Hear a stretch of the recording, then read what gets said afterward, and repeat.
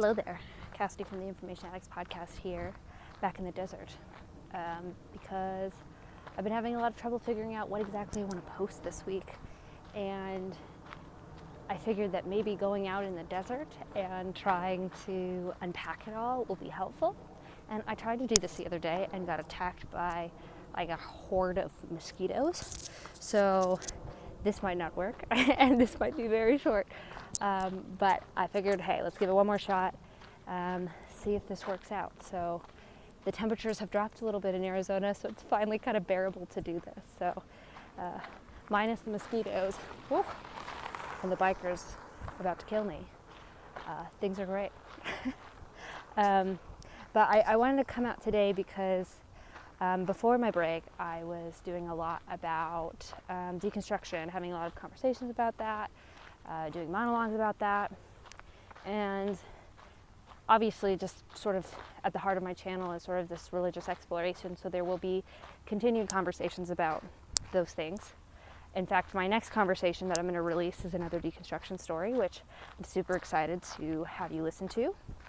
But in the last 2 weeks, I've uncovered a couple pieces of content that I've been consuming that have started to get me to really think. And I figured the best way to kind of unpack them is just go out and sort of talk about them, and that will give me the best next steps to figure out how I want to tackle it in more structured formats. So the first one is a book called The Ethics of Beauty. I got this from an Orthodox priest. I went to a friend's wedding, and their priest gave me this book. We just struck up a conversation. He thought it was something I should have, and it's been super interesting. For those of you who know me or have followed my channel, you know that I have a big interest and respect for this idea of truth and seeking truth above everything else. And when you believe what's true, it helps you live a better life, and you know it's the best way to live, I guess. And this book breaks my categories a little bit because it kind of talks about this idea of truth first reasoning, how in modern frames a lot of us think in that way of truth first, where we figure out what's true, that leads us to goodness and then produces beauty. But he argues that an older and more effective way to live life is a beauty-first approach, where we seek out and try to participate and build beauty, and that will lead us to an understanding of what's good, and by participating in that goodness will ultimately show us what is true. And I don't want to go into all of the explanation here because I just won't do it justice, but it's definitely started breaking my categories and making me realize that although I act as if or speak as if I am a truth-first approacher to life and reasoning, I live as if I look for beauty first. And there's a lot in me of then tackling these religious questions or these big answer questions that are starting to make me really think about how I've been doing it so far. And this book is by an Orthodox theologian, and it is really cool just to see how beauty is at the center of Orthodoxy and the way that it's sort of built into it. And it makes me really start to think and ruminate about the religion I'm making steps towards being a member of. The second piece of content that I've been consuming is the Christianity Today Mars Hills podcast. And for those of you who don't know what it is, basically it's this podcast talking about Mark Driscoll, who is now a pastor in Scottsdale, Arizona, but he used to be a big mega-church pastor in Seattle and was all about sort of masculinity and finding ways to capture that and help young men come to faith and what have you. And there was some controversy about his church a little ways back, and they're sort of unpacking it, seeing how he rose, how it all fell, and the good, bad, and ugly of all of that situation. And I think for myself, sort of leaving the evangelical world, there's a lot I was reminded of or resonated with, and sort of like this historical look in the thing that I was grown up in and steeped in. Not that we were part of Mars Hill or anything really like that, but just sort of some of these traits and movements of evangelicalism. And it was a bit of an emotional journey just going through that and sort of reliving some of those patterns that I struggled with myself as an evangelical. But what really started making me ruminate on is this idea of the masculine and feminine, specifically in this realm of religion.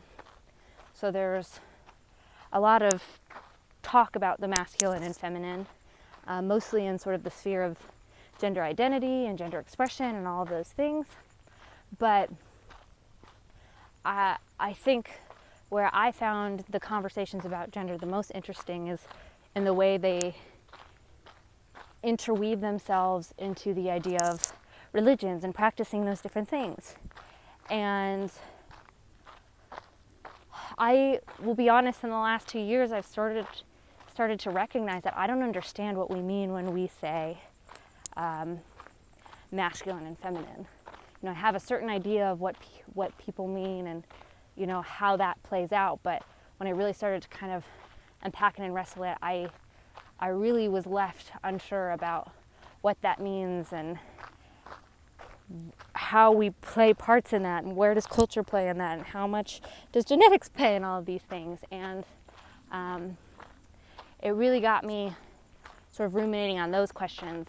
And in the conversations that I've already had, and in some conversations that I'm moving forward, I'm going to start talking about some of that and trying to unpack that. And I don't want to say too much again, because I want to give time to really do justice on that, but it is something that I'm sort of been interested in, starting to try to figure out what's going on. So I'm getting attacked by mosquitoes again, so I'm going to walk back towards the car. This might be shorter than I wanted it to be, but I'm going to stay focused and finish this off strong. Sort of a second part of the Mars Hills podcast that sort of got my attention was this emphasis on media and platforming, and the way that video and production quality had an effect on the popularity of certain movements or certain people. And that obviously has a big impact on me being a filmmaker and being a content creator, and in a lot of ways looking to try to find the ways that I've been gifted in and have studied into what I do, and how I play a role in having better conversations about the big questions. And I think there's always sort of that double-edged sword where, you know, you put yourself in front of the camera and people start watching you, you get caught up in the idea of fame or popularity or playing to a certain market, instead of really engaging honestly and earnestly in a pursuit of truth for a lot of these things. And it's really gotten me to think very deeply and carefully about how I move forward with any sort of media that I'm creating, whether it's this podcast or things externally, and how that impact can be twisted and warped and stop from like a genuine pursuit of something good, and instead just end up being some sort of propaganda or some ego machine. And I don't have easy answers, but I just think that the idea of media ethics and the way things are created and played out is something that's on my mind, and will probably be something I want to unpack as well.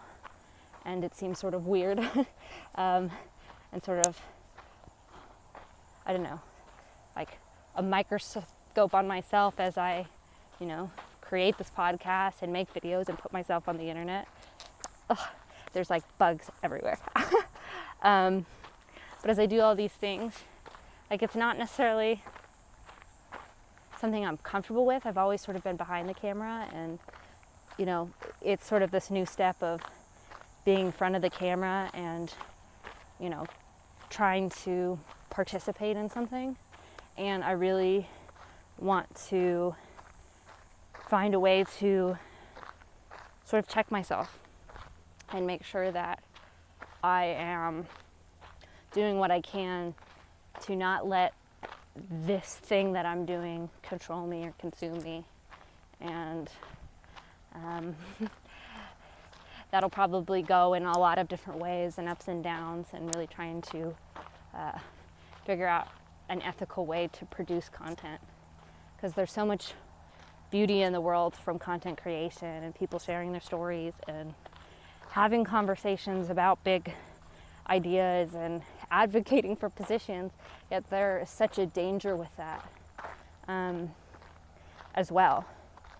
And I don't know, I think sometimes we don't think often enough about the real dangers. Sorry, I thought it was a bird and it was just a bug. Anyways, there's just a lot of danger in not being intentional with how you're building and what you're doing, and getting too caught up in the production value and the things that you're doing externally to make something persuasive or make people like you or think you're interesting. And I don't want to get caught in that game. I think that's the reason I sort of push myself to keep doing these, because as you can tell, they're far from perfection. I have very little control over them, and it's definitely something out of my comfort zone. And I think it's just one of those little ways to escape that world of trying to make it this perfect, polished, structured thing and let it evolve and adapt to what it needs to be, and be there not to get a huge following or crazy fans, but just to help me in my journey, potentially help others in their journeys as they're trying to figure out religious questions, and have the chance to have really interesting conversations. And hopefully I can keep doing that with this. Yeah, that's pretty much all I have to say. Next week, again, another conversation from my friend Bertie. I really like this conversation, but I won't spoil it. Hopefully you'll check it out, and then from there, we'll see where this goes. But those are sort of things that I am thinking about and processing, and any feedback, question, comments you want to leave, I would love them, because they definitely help me think about things that I wouldn't necessarily think about otherwise. So with that, I'm going to end and stop being bitten by a horde of mosquitoes. See you later.